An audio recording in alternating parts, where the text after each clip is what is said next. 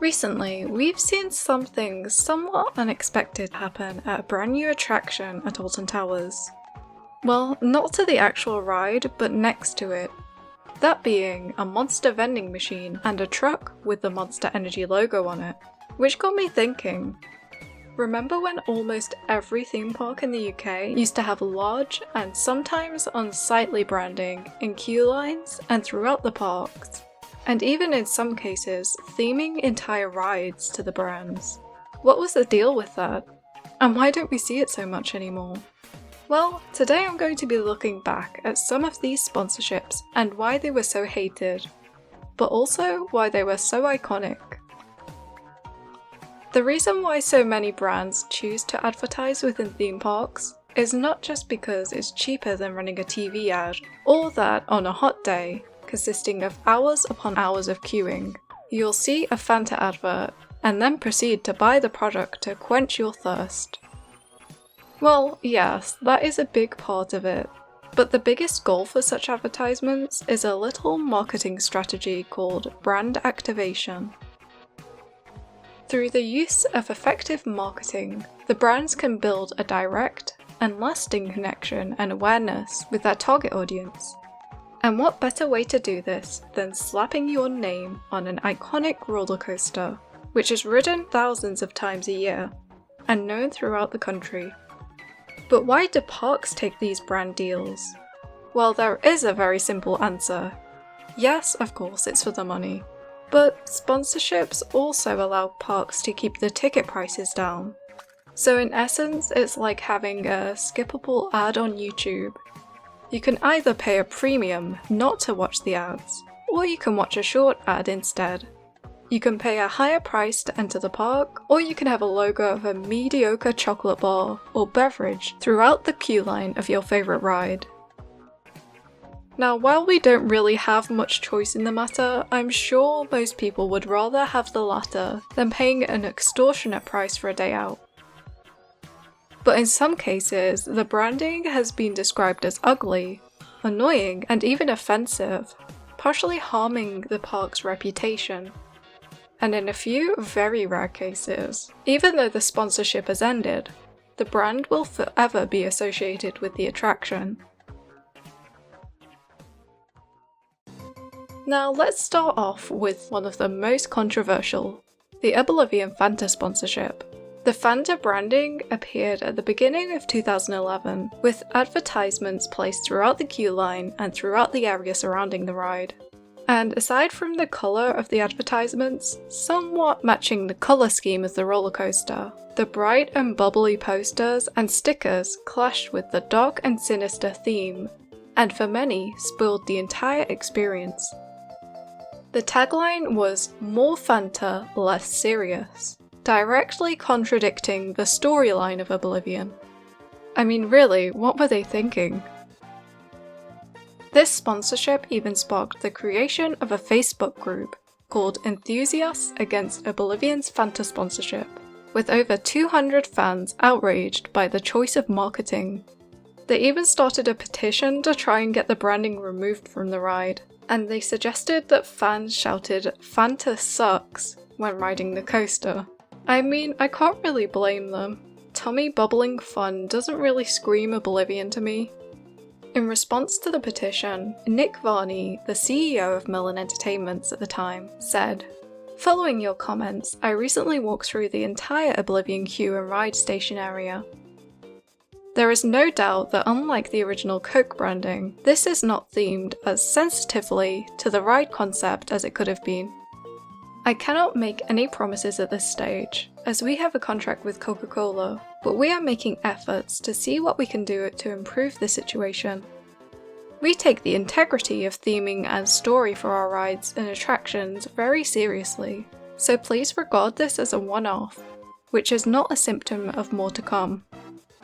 Following the outcry of fans towards the sponsorship, just a few months later, in August 2011, most of the branding was removed from the ride, with only the posters at the Rehydrator Cafe remaining.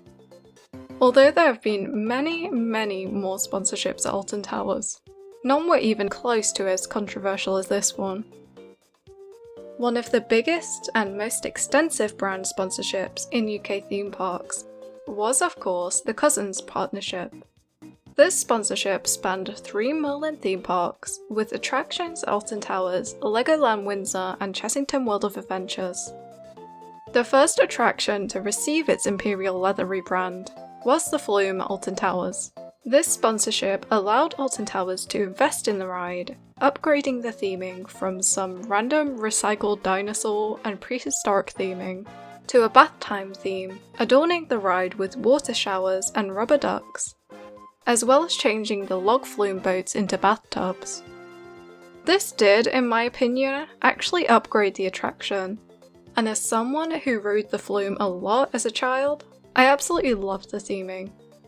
Along with the flume, the Master Blaster water slide in the Alton Towers water park received some Imperial Leather branding, and later so did Bubbleworks at Chessington World of Adventures. But sadly, while the sponsorship did allow Chessington to invest in their iconic ride, it meant that much of the storyline had to be changed, so the once fizzy pop factory was transformed into a soap factory. Now ask any kid which type of factory they would rather visit. I do not think anyone would want to visit a soap factory. Unfortunately, the rethemed ride was not well received, and fans were very disappointed.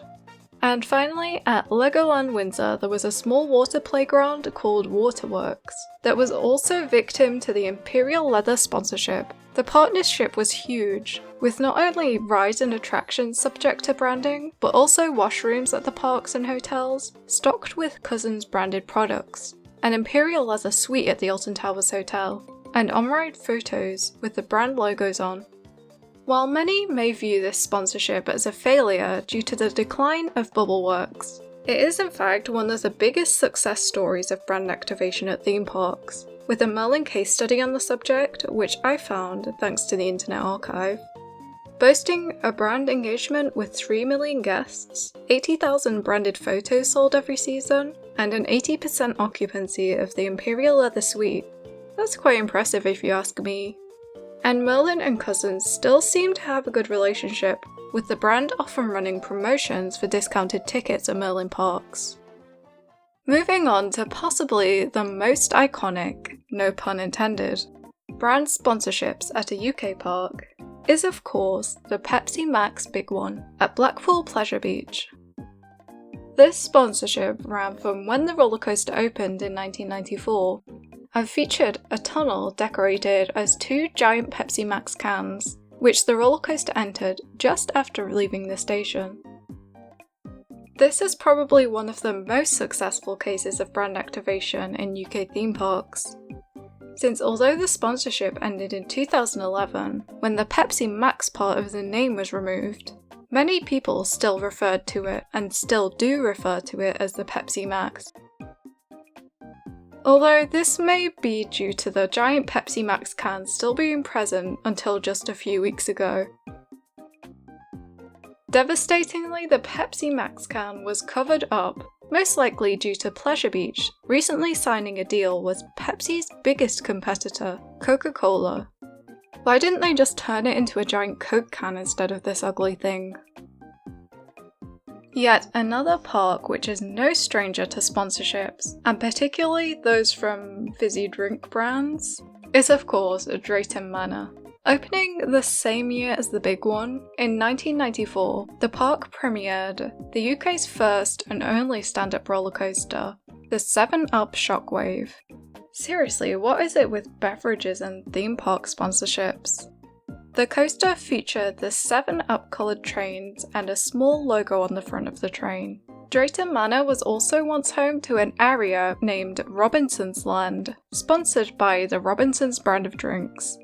The entrance to this area featured giant fruit shoot bottles, which actually looked kind of cool. Another one of Merlin's huge sponsorships was of course Ribena. The partnership began in 2001, which saw 3 attractions rethemed and renamed to include Ribena. Firstly, in 2001, a brand new Froghopper children's ride opened at Chessington World of Adventures, named Ribena Berry Bouncers. In 2002, at Thor Park, Thunder River, the River Rapids ride, was renamed to Ribena Rumble Rapids. And the ride was actually rethemed, featuring brightly coloured boats, and some berry-inspired theming throughout the ride. And finally, in 2003, a new funhouse-style attraction opened at Alton Towers, with possibly the best name in the history of the park, Ribena Berry Bish Bash. In this attraction, guests could shoot foam balls which resembled berries at each other, and there were also climbing frames and slides throughout. And I would have to say it was actually quite successful, as all three attractions remained popular throughout this sponsorship. And although the sponsorship ended at the end of 2006, the cute and unassuming berry theming is still remembered fondly. Well, by me at least. Cadburys is another brand that's always had a big presence at UK theme parks, particularly at Alton Towers. An early example of this is the Cadburys Chocolate House, which opened in 1993 and was located in the land of make-believe. Although this may not be classed as an attraction, it was more than just a shop, with charming theming and a giant cocoa tree growing through its centre. Later in 2002, with the new roller coaster, Air opening, there was a huge opportunity for a big marketing campaign. And who better to sponsor the new flying coaster than the Cadburys brand of chocolate, Heroes? The Heroes logo appeared on signage for the ride and on the park map, as well as on the TV advert, which was part of a £4.5 million ad campaign. The partnership lasted for 5 years, and unlike many of the other sponsorships, I feel like the Heroes sponsorship was actually well executed and less blatant, with more subtle use of the logo, and even in the TV advert, the logo only appears in the last few seconds. I also feel like it was well suited to the ride, with the flying coaster and Heroes theme, like a superhero. I guess that's what they were going for. And I think this is exactly how a sponsorship should be done. It was clear that the ride was sponsored, but they didn't slap you in the face with it. In 2009, as part of a somewhat controversial campaign, the Nestle chocolate bar, Yorkie, sponsored Stealth at Thorpe Park. This campaign saw banners placed around the roller coaster and in the queue line with the slogan, "Are you man enough?" Yorkie was already controversial around this time, with television advertisements which received complaints about being sexist.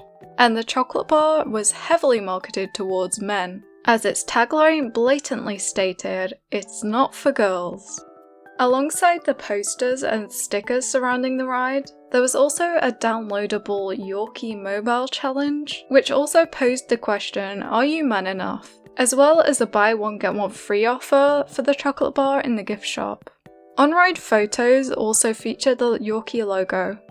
Although this campaign isn't the most fondly remembered, and I actually couldn't really find much information about it, Merlin said that it led to a 50% increase in Yorkie sales on site, 50,000 branded photo wallets sold per season, and 12,000 Q-Line mobile downloads per season.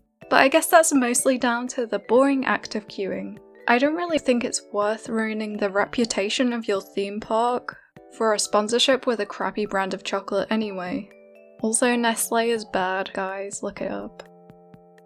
Now going back to Blackpool, alongside the famous Pepsi Max Big One, Pleasure Beach has also been host to many other memorable ride sponsorships. In 1997, a new drop tower ride would be installed at the park. But prior to opening, the park would be approached by Sony, who actually hoped to sponsor the ride. It was painted to match the colours of the PlayStation, and banners advertising the PlayStation console were placed on the ride car, with a logo at the top of the tower. And of course, the brand new ride was named PlayStation The Ride. But besides the colour scheme and name, what was really so PlayStation about this ride? Well, as this very wise Redditor pointed out, it was fairly fitting. The line was slow, which was a reference to the loading times on the PS1, which took ages unlike the N64. And the ride was thrilling for a fraction of a second before you realised there was a better experience out there, just like when you realised the N64 was better than the PS1. The banner looked cool, but rippled in the wind. Again, a reference to the textures warping on the PS1. which they didn't do on the N64.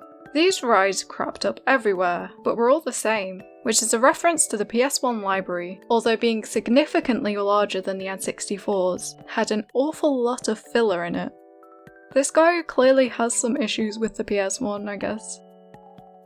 In 2002, the PlayStation was no more, and it was instead renamed to Ice Blast, which was fittingly later sponsored by Tango to become the Tango Ice Blast. Another famous sponsorship at Blackpool was, of course, the Irn Bru Revolution, which ran from 1990 to 2011. This sponsorship saw the coaster's track painted orange and blue, the colours of the beverage can, with the slogan, "See what Irn Bru can do for you." The logo was also painted on the coaster and on the trains, but with its close proximity to the Pepsi Max Big One when it was added in 1994, there were certainly some clashes between the two beverage brands. This angle just puts it into perspective, it all just looks so ugly. Now, one of the most infamous roller coasters in the UK, Infusion, was previously located just down the road at Southport Pleasureland, but back then it had a much more fitting name, which was TraumaTizer. This coaster has certainly traumatized many over the years, but this name was actually chosen to include the fizzy drink brand Tizer. At the time, Southport Pleasureland was also owned by the Thompsons, who owned Blackpool Pleasure Beach, and the sponsorship began around the same time as the Irn Bru Revolution sponsorship. So this may have been a joint deal with AG Bar, who own both brands. With the downfall and eventual closure of Pleasureland in 2006, TraumaTizer was moved to Pleasure Beach and given a new colour scheme and name, removing the branding entirely. In 2004, when Dragon's Fury opened at Chessington World of Adventures, it was sponsored by Skips. The entrance sign featured a small logo of the brand, and so did the ride cars. The logo could also be seen on the rockwork surrounding the ride area. But due to the red and yellow colour scheme, the logo didn't really stand out so much, which could be seen as a good or a bad thing. Nevertheless, the sponsorship can still be seen as successful, since many people still refer to the coaster as the Skip Spinner, even though that has never been its name. One of the most odd yet short-lived sponsorships was of the Zipper Dipper, now known as Blue Flyer at Blackpool Pleasure Beach. This roller coaster was briefly sponsored by Warburtons, being called Warburtons Milk Roller Coaster.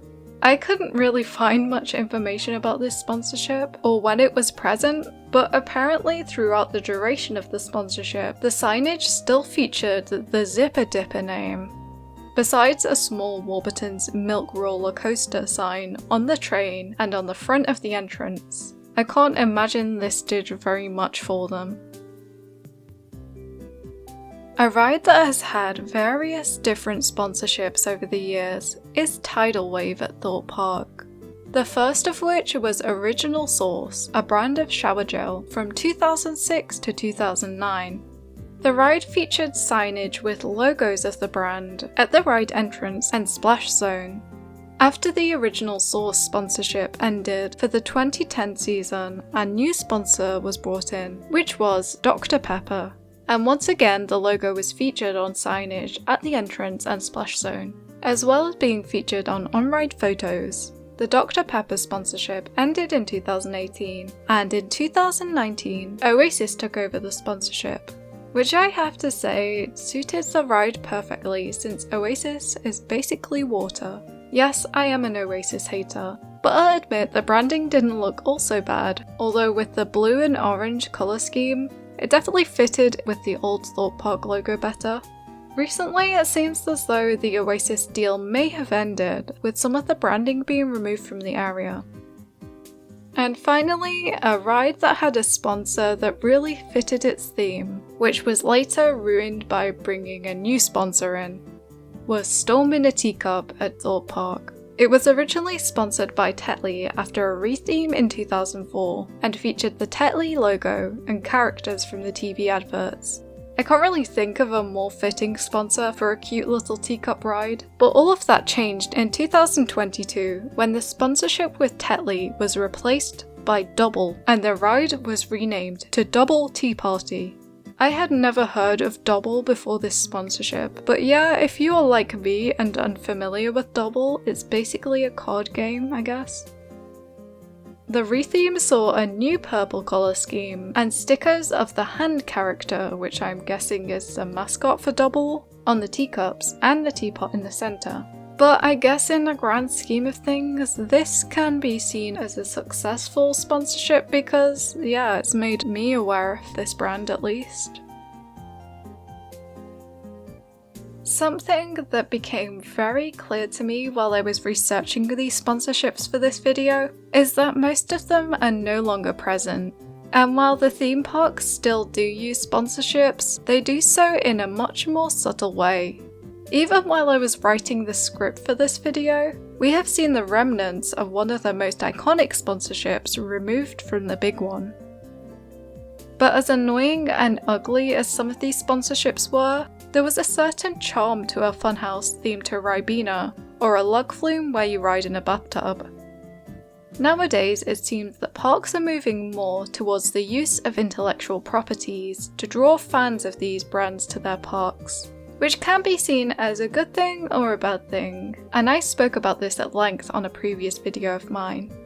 On one hand, they can be really successful with lots of attention to detail, but on the other hand, it can be underwhelming for fans when it's literally just a name slapped on a pre-existing ride. But at the end of the day, I think that with the big one's covering of the Pepsi Max can, it's somewhat the end of an era, which many may be pleased about, but for me, there was something so nostalgic about it. If you can think of any other examples of sponsorships at UK theme parks, or any memories you have of these rides, I'd love to hear about them in the comments. Thank you for watching, and I'll see you in the next one.